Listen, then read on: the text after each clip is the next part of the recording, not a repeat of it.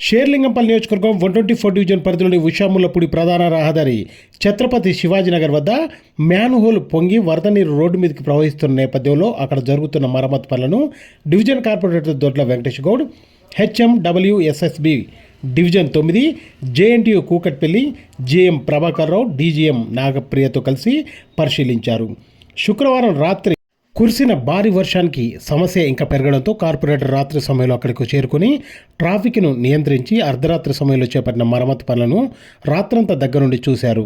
అదేవిధంగా ఈరోజు కూడా కొనసాగుతున్న పనులను కార్పొరేటర్ జలమండలి అధికారులతో కలిసి ఉదయం నుండి అక్కడే ఉండి పరిశీలించారు. ఈ సందర్భంగా కార్పొరేటర్ మాట్లాడుతూ గత 2 రోజుల నుండి కురుస్తున్న భారీ వర్షానికి మహంకాళి నగర్ వద్ద డ్రైనేజ్ పొంగి మ్యాన్హోల్ నుండి వాటర్ రివర్స్ అయ్యి రోడ్డుపైకి ప్రవహిస్తుందన్నారు. ఇప్పటికే జిహెచ్ఎంసీ సిబ్బంది ఎయిర్టెక్ యంత్రం సాయంతో డ్రైనేజీలోని పూడికను క్లీన్ చేయడంతో వరద నీటి ప్రవాహం వేగం తగ్గిందని, మరమ్మతుల పనులు పూర్తి కాకముందుకే నిన్న రాత్రి కురిసిన అతి భారీ వర్షానికి సమస్య ఇంకా తీవ్రమైందన్నారు.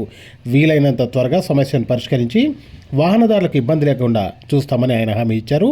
గత 2 రోజులుగా రాత్రి పగలు కూడా తేడా లేకుండా నిర్విరామంగా పనిచేస్తున్న సహాయక సిబ్బందిని కార్పొరేటర్ అభినందించారు.